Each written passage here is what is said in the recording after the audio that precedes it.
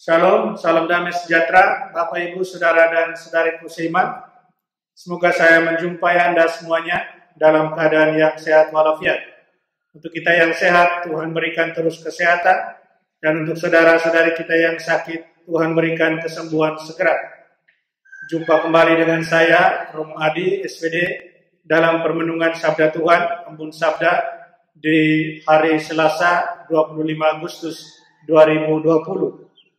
Saudara dan saudariku, terima kasih untuk kesetiaan Anda mengikuti permenungan Embun Sabda ini.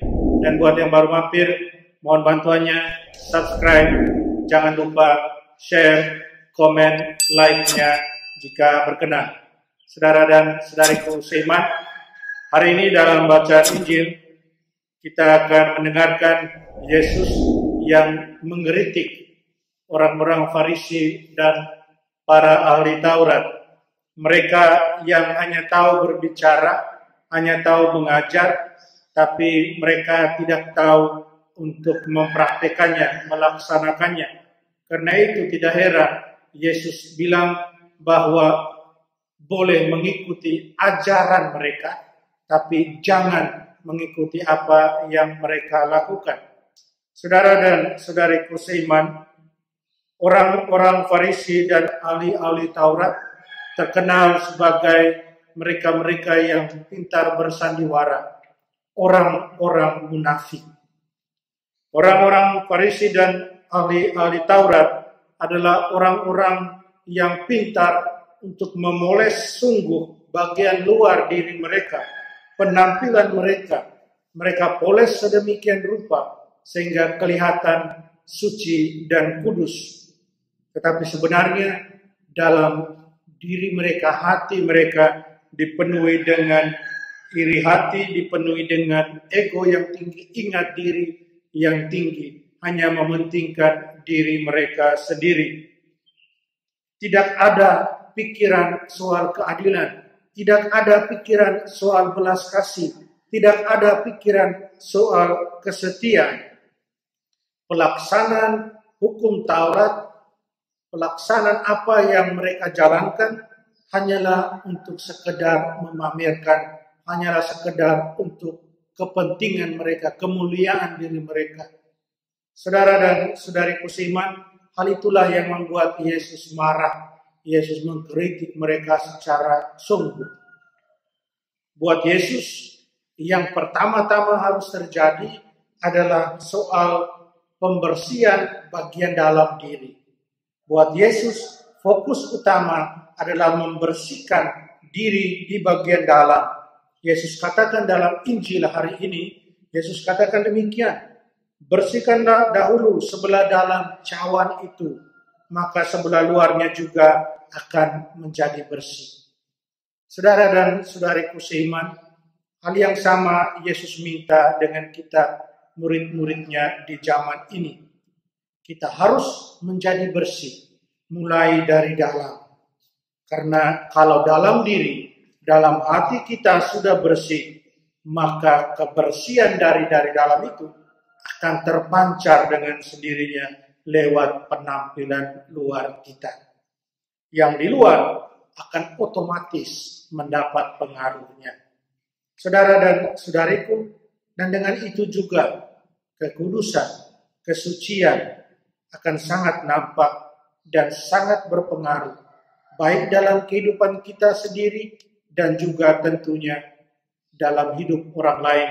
Ketika orang lain melihat yang demikian, ada satu yang luar biasa yang datang dari kita, karisma sebagai murid-murid Tuhan, karisma jujur yang datang dari kita karena ada satu kebersihan, kesucian yang keluar dari dalam diri, yang tentunya sangat mempengaruhi juga menjadi contoh buat orang lain.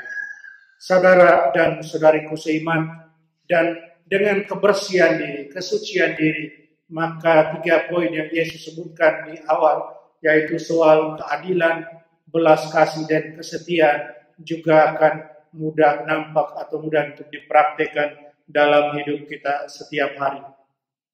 Saudara dan saudariku seiman, berbicara itu enak, ngomong itu enak soal hal ini. Tapi dalam praktek, dalam kenyataan, kita menemukan kesulitan. Kesulitannya kenapa? Karena ego kita yang tinggi. Karena kita yang suka menampakkan kemuliaan kita daripada kemuliaan Allah. Dan itulah yang sulit. Oleh karena itu, kita terus diajak oleh Tuhan yang pertama, harus selalu menyiapkan waktu untuk mendengarkan Dia. Dalam menjalani hari-hari kita, dalam menjalani satu hari kita, mulailah dengan mendengarkan Dia. Dan untuk bisa mendengarkan Tuhan dengan baik, kita harus bisa membuka diri, kita harus bisa rendah hati. Karena dengan itu, kita akan mendengarkan Tuhan dengan sungguh. Dan kalau kita salah, kita bisa kemudian bertobat. Dan semuanya itu dan tentunya akan membantu kita dalam proses pembersihan bagian dalam diri kita. Dan seperti sudah saya jelaskan tadi, kalau diri kita sudah bersih, maka akan nampak keluar dengan sendirinya satu pribadi murid Tuhan yang luar biasa. Mari kita berjuang terus untuk ini. Mari kita berjuang, tapi tidak sendirian, berjuang dengan dan bersama Tuhan kita Yesus Kristus. Semuanya yang kita buat hanyalah untuk kemuliaan Tuhan. Mari kita berdoa. Allah Bapa dalam surga, terima kasih atas segala rahmat karunia iman yang sudah Kau berikan, kasih setiamu yang boleh kami alami setiap hari. Bantulah kami untuk menjadi jujur dalam perbuatan dan tindakan kami setiap hari. Bantulah kami untuk adil, bantulah kami untuk setia, bantulah kami untuk selalu menampakkan belas kasih-Mu dalam sikap hidup kami setiap hari. Tuhan, tolonglah kami agar apa yang kami bicarakan, kami ajarkan, nampak juga dalam perbuatan kami setiap hari. Terima kasih Tuhan, bantulah kami terus. Amin. Mari kita mohon berkat Tuhan, Tuhan serta-Mu. Kita sekalian, semua orang yang kita kasih, rencana usaha kita untuk menjadi murid-murid Tuhan yang setia dan penuh dengan belas kasih, dilindungi, dibimbing, dan diberkati Allah yang Maha Kuasa, Bapa, Putra, dan Roh Kudus. Amin.